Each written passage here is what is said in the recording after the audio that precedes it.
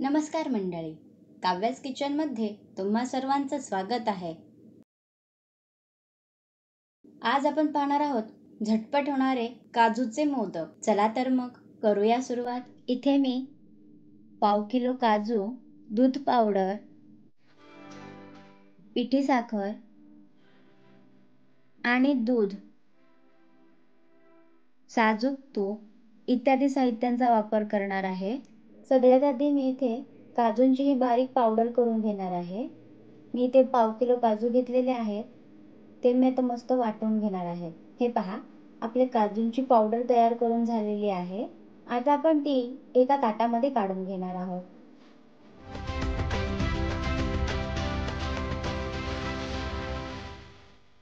इथे मी 3 चमचे पिठी साखर घेतलेली आहे. तुम्हाला जर जास्त गोड हवे असेल तर तुम्ही अजून पिठी साखरेचं प्रमाण वाढवू शकता. यामध्ये 2 चमचे दूध पावडर घालते. आता मी याला व्यवस्थित मिक्स करून घेणार आहे. आपल्याला पिठी साखरेची गुठळी यामध्ये ठेवायची नाहीये, त्याच्यामुळे आपण याला व्यवस्थित मिक्स करून घेणार आहोत. हे पहा,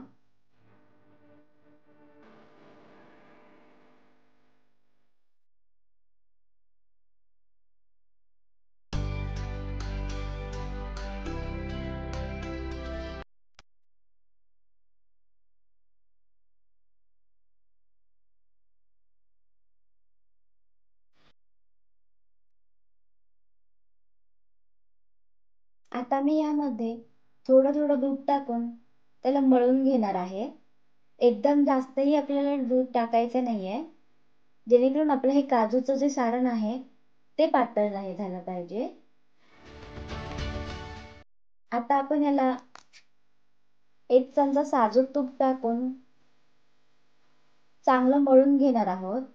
जर तुम्ही इथे तुपाचा वापर नाही केला तर ते जे आपलं सारण आहे ते भांड्याला हाताला चिपकून जाईल. पाहू शकता तुम्ही, जसं आपण चपातीसाठी पीठ मळतो ना, हे तसंच आपल्याला मळून घ्यायचं आहे. म्हणजे त्या प्रमाणामध्ये असं तेवढंच आपल्याला घट्टसर असं मळायचं आहे, जास्त पातळही मळायचं नाहीये. आता आपण याला 10 ते 20 मिनिटे सेट होण्यासाठी ठेवून देऊया. आपलं हे सारण आहे हे सेट झालेलं आहे. आता आपण याचे मोदक तयार करून घेणार आहोत.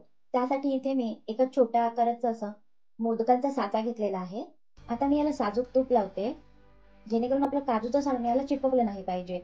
हे जे मोदकाचं साचा आहे त्याला मी बंद करते आणि आता यामध्ये मी जे आपण सारण तयार केलेलं आहे ते असं भरून घेऊया व्यवस्थित. हे पहा, अशा प्रकारे आपण भरून घेणार आहोत. साच्यामध्ये एकदम व्यवस्थित आपण भरलेलं आहे सारण.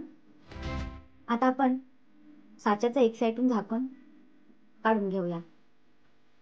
हे पहा, पाहू शकता तुम्ही, आपला काजू मोदक एक तयार झालेला आहे. आपण आता असेच बाकीचेही काजू मोदक तयार करून घेणार आहोत.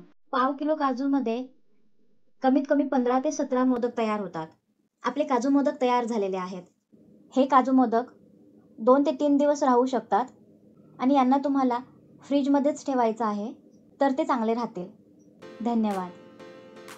व्हिडिओ आवडले असल्यास लाईक आणि शेअर करायला विसरू नका आणि अशाच नवनवीन व्हिडिओ पाहण्यासाठी आमच्या चॅनलला सबस्क्राईब करायला विसरू नका.